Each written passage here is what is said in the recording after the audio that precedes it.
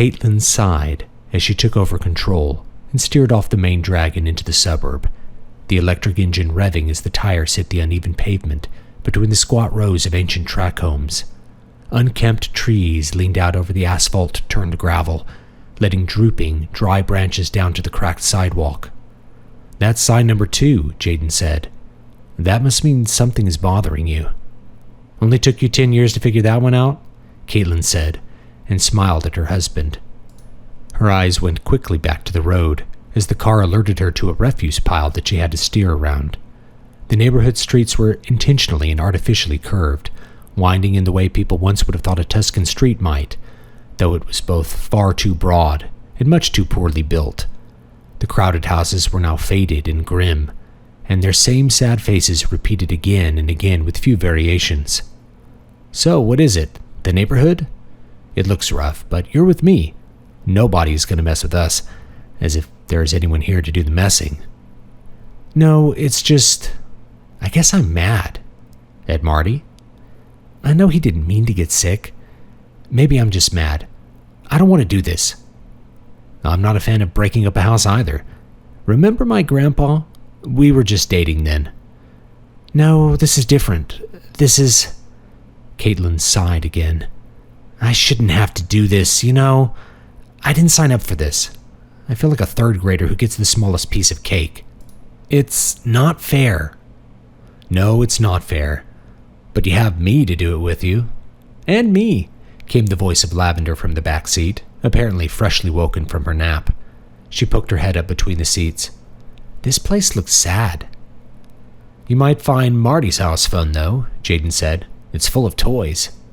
"Can I play with them?" Caitlin started chuckling. "You know what, Lavi? You can play with as many as you want." "What's so funny?" Lavender said, watching her mother shake. "Oh, 2 things. 1, if Marty were in his right mind, he'd have a heart attack watching you play with all his toys." "This is the turn," Jaden said. Caitlin turned the car into a shaded lane with an even rougher asphalt road. It looked like nobody had bothered to paint the divider lines in decades. Most of the houses had boarded-up windows and sagging roofs missing many shingles. "What's the second?" Lavender said. "Half the toys aren't even toys. You'll see." They went around a bend and pulled up to a large house sitting on a narrow lot, with leaning gray fences failing to hem in a small, overgrown backyard dominated by a wilting maple tree. The roof, made of one of the many cheap composite materials from the end of the 20th century, was streaked with white and repaired in many places with dull flashing. The paint on the aluminum siding was peeling, though it didn't look particularly old. Lavender was the first to get out, running up the steps to look into a narrow window beside the big, black door. "I don't see any toys," she said. "Just wait," Caitlin said, drawing out the door key and fiddling with the old, dry deadbolt. The door swung inward directly to a large living space that was packed with boxes, oddments, and unrecognizable junk. Old movie posters hung on the walls, neatly framed. Jaden whistled. "We might need to call your brothers for this after all." "Maybe, but they have enough on their plate trying to see to Marty's care. We can at least get a good start before we call them." Lavender had already opened up a nearby box. "There's just more boxes in here. What are these?" She held up a see-through box that contained a small plastic figurine with a grotesquely disproportionate head wearing a vacant, expressionless stare. "Funko Pop," Caitlin said, chuckling. "I guess Uncle Marty was still buying them. Come on, I'll show you something." "How do you play with them?" Lavender said, prying open the box and taking out the strange little figurine. "Nobody knows," Jaden said. Lavender stood up and rushed to follow her mother down a dark hallway into what would have been a bedroom had there been room for any bed. Caitlin flipped on the lights, revealing bookshelves encircling the entire room, floor to ceiling, and even over the sliding closet doors, all packed with the same little figurines that Lavender clutched, each one a different variation from its neighbors. There were girls, boys, and things that looked in between the two. They were wearing makeup and costumes and holding little plastic props. "Holy moly," Jaden said. "I'd forgotten." "Maybe you blocked it out," Caitlin said. "Uncle Marty played with all these?" Lavender said, her eyes wide as she took in the room. "He never opened the boxes. They exist to sit on a shelf in pristine condition. What are we going to do with all these? Jaden said. Can we sell them? He probably spent a fortune on them. Marty's generation is the only one that cared about them, and they're all dying or ending up in old folks' homes. I would just recycle them. Might get a few dollars for the vinyl. Jaden picked up a nearby figurine. Some movie character? Maybe we keep one as a souvenir to remember your great uncle, eh? Sure, but there's way better stuff to keep hold of than paperweights, Caitlin said. I'm going to keep this one, Lavender said. She held up the figurine she'd pulled out of the box near the front door. He's cute. Caitlin led them back through the hallway to another room. This one, like the previous one, was packed, but this time with a horde of what looked like real toys, most kept untouched inside their boxes, which were covered with a layer of dust. Whoa, that's a lot of Star Wars, Jaden said. And Marvel, too. That's what it is, right? I haven't seen the superhero movies since I was a kid. These are real toys, Lavender said, running forward to touch a gray four-legged robot as big as she was. He didn't play with these either, did he? What's wrong with Uncle Marty? Nothing's wrong with him, Caitlin said. He just liked collecting stuff rather than playing with things. Can I have the robot? Sure, Jaden said. Hey, you know what we should do? Take these down and give them to all the cousins. These are really well-made toys. Jaden picked up a box and opened it, then pulled out a tall action figure of a man with a laser sword. If Marty saw you doing that. Caitlin shook her head. Luckily, he thinks it's still 2020, so... He handed the toy to Lavender, who placed it on top of the robot, like the little warrior was riding an oversized metal horse. You know, he asks the hospital staff where his stuff is, but he can't tell them what stuff, Caitlin said. She was smirking. It's a little sad, but yeah, I think you have a good idea. The kids would love toys like this. What's Star Wars? A video game? Lavender said. Oh, not just that, Jaden said. We studied it in college.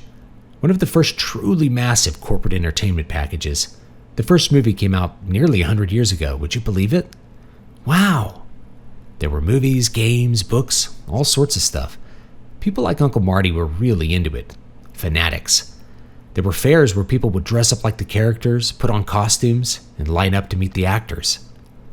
If Uncle Marty liked it so much, why didn't he ever play with the toys?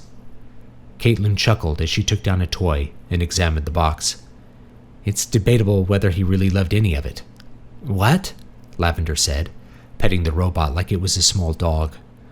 Never mind. I'm just thinking out loud. I think he probably wanted to play with the toys, but was worried about them. They cost a lot of money back in the day. The sad thing is that I don't think we'll be able to get much of a return on all that, Jaden said. I was hoping all the collecting would amount to more, but it's all junk now. How we're going to pay for his care, I don't know. Jaden bent down and moved the robot a little. I think Marty missed a real return on having his great nieces and nephews like him a bit more. There might still be something, Caitlin said. You haven't seen the game room. Something I think you'd be able to appreciate. Jaden raised an eyebrow and stood up. Lavender clutched the doll with the laser sword and followed her parents down the hall to a large, dark living room stuffed with old tech and oddments. Old game posters and fantasy maps hung on the walls, between shelves packed with disc cases and plastic cartridges. 2 televisions sat near each other. One was large and modern, dropped from the ceiling in front of a cabinet full of controllers and a carefully organized set of ancient computers. The other television was a relic from the late 20th, a faux wood hulk that nevertheless had a rather small square screen that bulged from its frame. Next to it were flattish objects of gray, beige, or black, with designs that reminded one of the fantastical concept cars of yore, with vents, slots, ports, and fins in a different arrangement on each box. What is all this stuff? Lavender said. Purpose-built computers and hard copies of software, Jaden said. Your cousins would know what that meant. And that's a TV that used a crazy thing called a cathode ray to draw images, an electron gun. Very cool, but necessary for some old games to look right. You think it's worth much? Caitlin said. To the right people, Jaden said. He picked up a black controller from a basket and started pressing buttons. Hard copies of software, especially formerly banned software, can sell well, but you can't sell them on the net. It's illegal. You have to go to a convention or know a buyer. Even then, Jaden sighed. Most people looking to play old media find a cache on the net, even if it's not legal. They don't bother with hard copies. It's just the diehards who want original hardware. Like Marty. He has a bunch of movies in the closet too, Caitlin said. Those might be worth something, especially, again, if they were banned at some point. There's a lot of media that's either lost or been locked up by the corporations who own it. Our best idea is to pack it all up and wait for a media convention, then see what we can sell. So, not much help. I wonder if we could set these up in the home, you know? Something fun for the old-timers to play with. In the memory ward? They'd probably have trouble turning the thing on. But maybe not.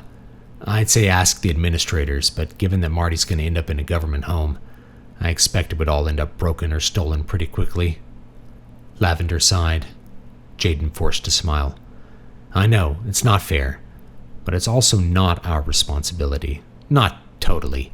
Marty was married, what, twice? 3 times. And he never had any kids. Us just looking around this place is charitable enough, I think. Hell, I'm surprised the whole place hasn't fallen in given how many corners they cut on these old houses. I know, Caitlin said. I just wish... let's talk to my dad about it. Jaden stood up and put his arm around Caitlin, and they silently watched their daughter pick up joysticks and boxes, wondering at the strange antique plastic. Jaden, why are you sitting around out here? Michael said, not looking up. He and his fellow teenage cousin Goldie were playing a virtualization of a board game on a tablet between them on the coffee table. I've been downgraded to teenager, Jaden said. Or maybe I just volunteered to keep an eye on you all. It won't make you cool, Goldie said. Thank God. Hey, did you see anything cool at Mad Uncle Marty's? I heard he had a life-size sex doll, but was made to look like a kid, Michael said. Watch your mouth. Your cousin is here, Jaden said, nodding to where Lavender played on the floor with a few newly unboxed toys. Sorry, Jay, but seriously, the doll? You boys are like walking image boards. I told you he was just a silly old man, not a dirty old man, Goldie said. And it didn't look like a kid, Jaden said. Both the boys began laughing. If you guys like video games, he had a nice cache of original hardware. Bunko shit, Goldie said. Sorry, he added. I already have a copy of every game from the 20th we swiped from a private net, Michael said. Why would I take up a whole room storing rotting plastic? It's just different on original hardware, Jaden said. Something else to hold the real thing in your hands. Michael scoffed. Maybe. But you think it feels the same after 80 years? Nah, squishy, rotten buttons and popped caps on the board. Marty cared about that kind of stuff a lot, Goldie said. I bet he took good care of it. Jaden sighed. Maybe. I think he cared more about having things than using them. I hear he's doing better. We should go see him. Gonna be even more depressing than usual, Michael said. And why should we? Goldie said. Really, he never cared about any of his nieces or nephews, and especially not about us. Whenever he was around, all he would talk about was old movies and how much he hated kids. That's what's so sad, Michael said.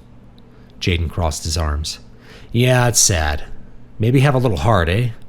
Remember what Christ said about visiting the poor and sick. Goldie scoffed. Man, I hear enough about that during the weekend. Do I have to think about it now? Marty probably won't know who we are. Did he ever? Michael said.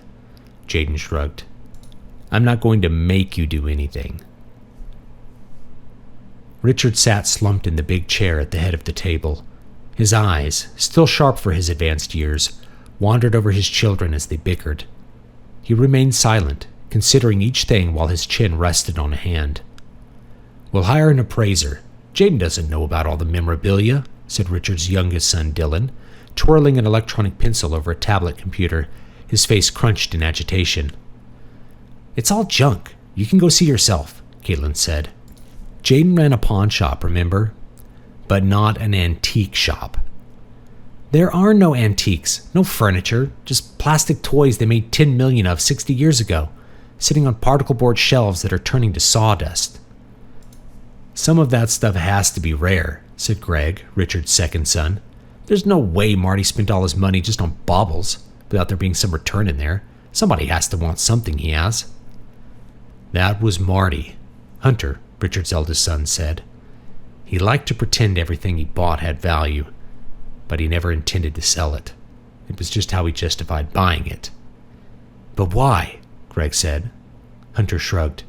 What else was he going to spend his money on? Retirement? Insurance? People plan to get old, but not to get sick. So what are we supposed to do, just toss it all? Dylan said.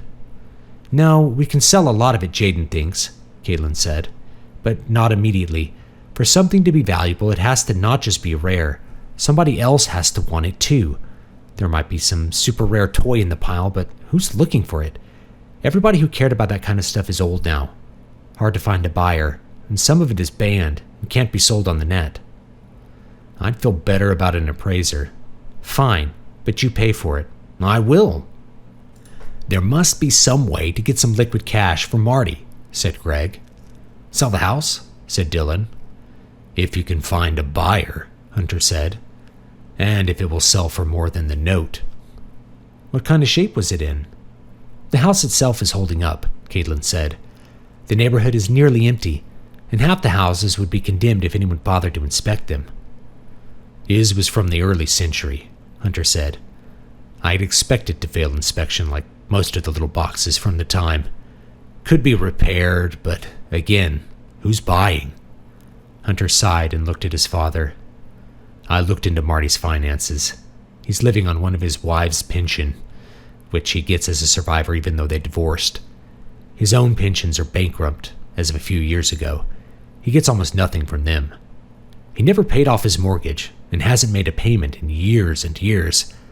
The bank just didn't bother trying to collect anything. No point in foreclosing, I guess.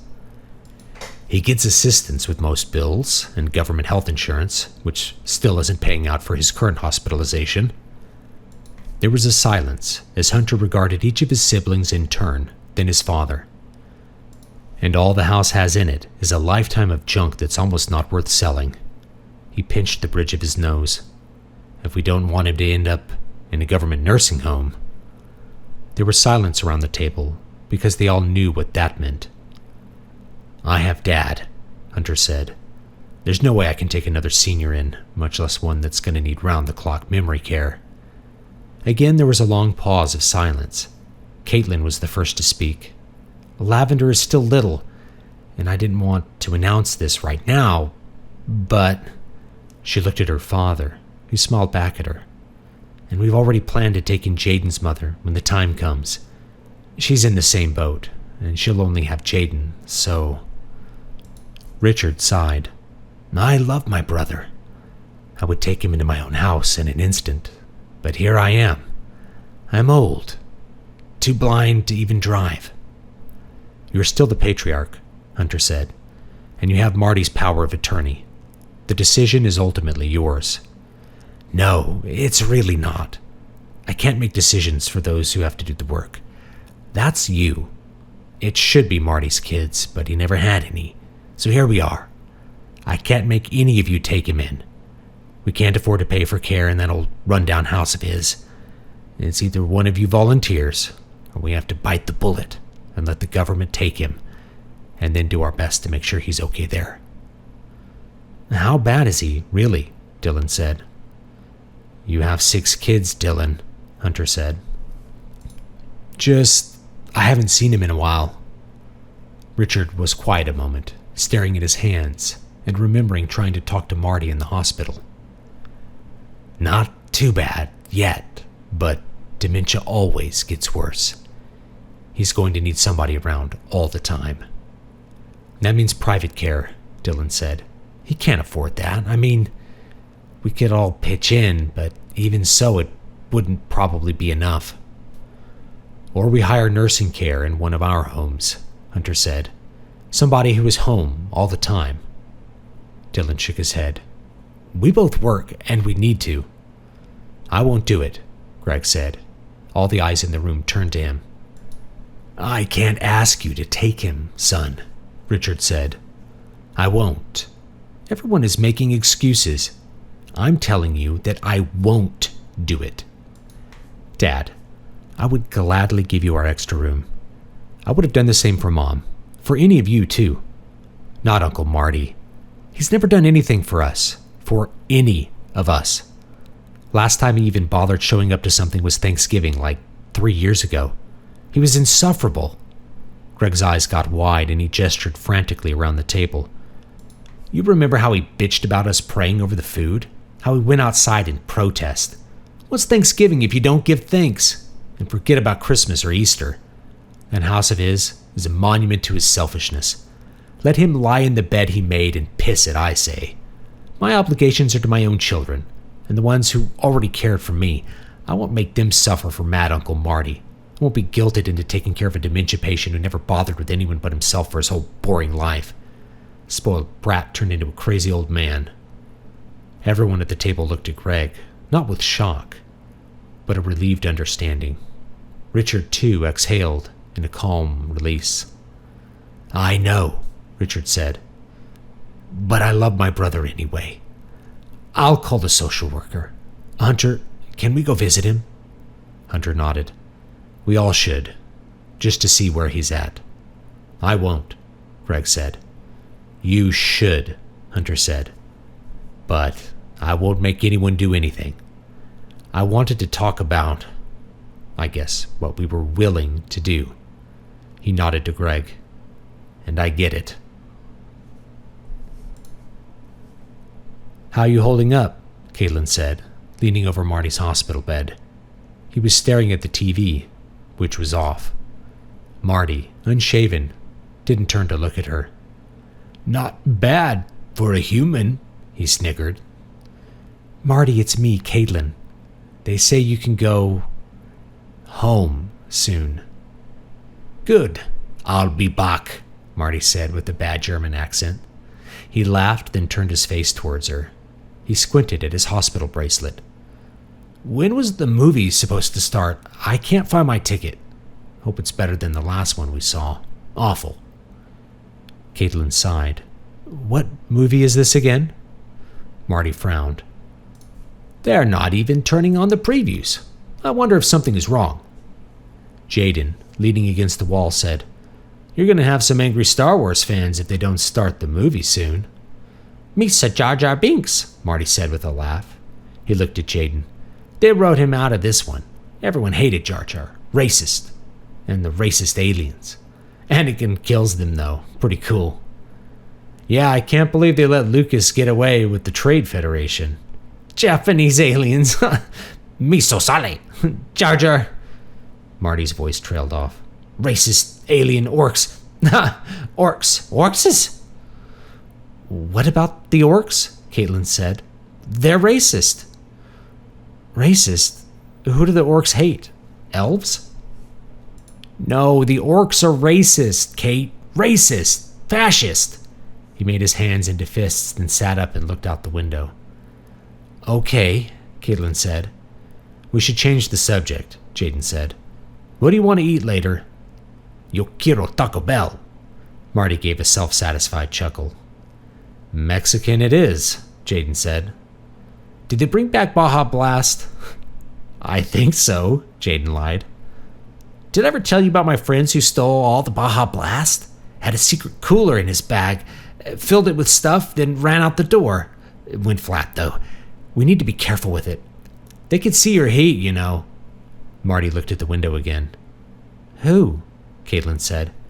They have a xenomorph in their ship. That's how you know it's all the same universe. He nodded at the TV.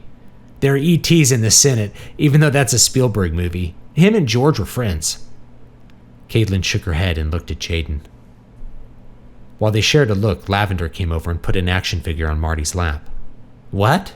He said. Then he picked up the toy. Realization dawned on his face, and he smiled. Hey, it's Luke Skywalker. I had a toy just like this when I was a kid.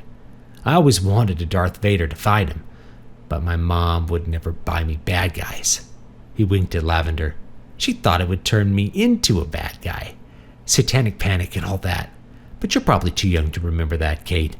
They thought Satan was running everything. Music, games, movies. Silly.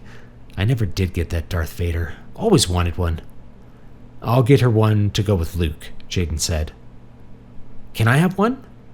You bet. The store has a bunch of them. Marty smiled at Lavender. You know, Kate, I used to imagine portals brought all the characters to one planet to fight each other. I'd put all my toys in the middle of the room, and they'd fight. Spider-Man, Wolverine, Luke Skywalker, and a few dinosaurs. Mom always hated it. My mom makes me pick up, Lavender said, but I can get out as many toys as I want at once. That's good. When we get home, I'll show you some of mine, if I can find them. They were pretty cool. I had all the Ninja Turtles. Ninja Turtles? You know them, Cowabunga. Marty laughed. Lavender laughed with him. Shredhead? The door squeaked open. Hunter was holding the door, and Richard was slowly working his way in, leaning on a big 4-footed cane. What's happening, little bro? Richard said with a smile. Dad, Marty said. Did you bring food? He wants Taco Bell, Jaden said. It's your brother, Richie. Caitlin moved and Richard sat down on a stool. Are they treating you good? TV is broken, Marty said. The nurse said it's been making him agitated and confused, Caitlin said. I bet I can fix it, Richard said. But let me talk to you first, yeah? Okay, said Marty. You're in the hospital. Do you remember what happened? I fell down. Yeah. I've fallen, and I can't get up, Marty intoned in a quavering feminine voice. Yeah, but for real this time. Marty's face fell slack. Yeah, for real. You were having trouble remembering things. We're lucky Hunter went by to check on you when you stopped answering your phone. Anyway, we're setting you up a new place to live. New place? Richard nodded. There'll be someone around to make sure you don't fall down again, and to help you remember. Marty looked puzzled. Moving in with Dad? No, Dad has been gone a long time now. This is a new place.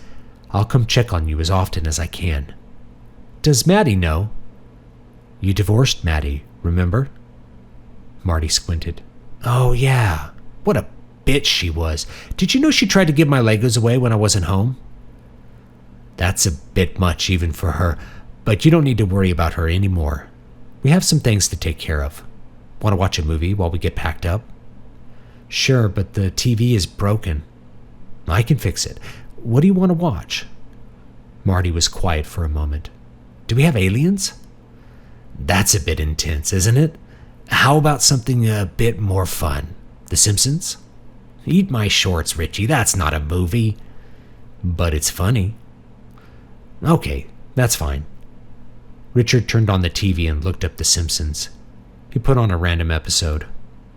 Hey, Richie, why did Mom always get mad at us for watching this? Oh, I think she wasn't that mad.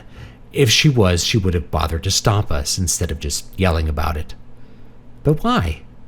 She thought it was a bad influence. Richard chuckled and caught Hunter's eye. An intact family with children, a stay-at-home wife, a fully employed husband in his own home. Such a bad image. Mom just hated Bart, I think. He was a little shit, but I always thought he had a good heart. Yeah, I thought so too. Remember how mad Mom would get when we told her not to have a cow? I wondered what Bart was like when he grew up. I bet he was a lot like us. This is a good one, Marty said. Bart almost fails the 4th grade. It's funny though, because there's like 1 million more episodes and he's always still in the 4th grade. You're right. It is funny. Never thought about it, Richard said. We're going to talk to the nurse and gather up your stuff, all right? Okay, I'll be right here. The halls were narrow and dim. Every other light fixture had been removed at some point to save energy, and now the windowless corridor looked more like a tunnel in some forgotten crypt than a corridor in a medical facility. That was just as well because it hid how dirty the linoleum floor was. Hunter walked slowly behind his father and uncle. The nurse that was supposed to lead them had disappeared to deal with some sudden problem, but it was obvious where they needed to go. Forward, the only way anyone could go. Doors were occasionally open on either side of them, revealing rooms that were a little less dark than the hallways because of windows, though all of them had drawn blinds. Hunched people existed in these cells, gray beings of uncertain gender who occupied themselves with small TVs or simple computers, or nothing at all. Eventually, they reached the common room. "Well, here we are," Richard said with false cheer. The foyer had been arranged into a large living room, with couches and chairs, and a few old-timers reclined in the worn-out furniture, their attention on a single large TV bolted to the concrete in the center of one wall. On it was an old cel-animated cartoon with fighting robots and big-eyed people running from them. Or maybe the people were piloting the robots. Hunter couldn't tell. Marty paused, stared at the screen, and a smile creased his cheeks. "Why don't you take a seat, bro?" Richard said. "Jaden should be getting your room squared away. I think he's setting up your Nintendo." "Glad we snagged it from Dad's house," Marty said, and sat down in a nearby recliner. "Would have disappeared when he broke up with what's-her-name." "She was a piece of work, eh?" Richard said. "What are you gonna do? Dad's dad. Can't fix him." "Nope." Richard sat down on the couch next to the recliner. "I'm gonna try to visit every day. No promises, though, since I don't drive anymore." Marty nodded. Richard settled in and turned his attention to the TV. "I think I remember this." Marty drew his attention away from the giant animated robots as Lavender tapped his arm.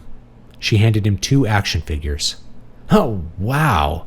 Luke Skywalker and Darth Vader. I had ones like these too." "You can have them," Lavender said. "I have more just like them now." "Wow, cool. I always wanted Darth Vader. Maybe I'll find a place to put these, just to remember." "It's okay to play with them too," Lavender said. "Check it out, Richie." He handed Darth Vader to his brother. Richard smiled, raised up Vader's hand, and said, in as deep a voice as he could, "Luke, I am your father." Marty held up Luke. "No, it's not true. That's not the line at all." He laughed.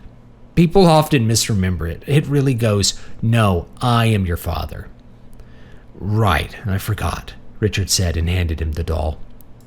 Marty sighed and turned his attention to the TV. A sweet, placid smile spread on his face.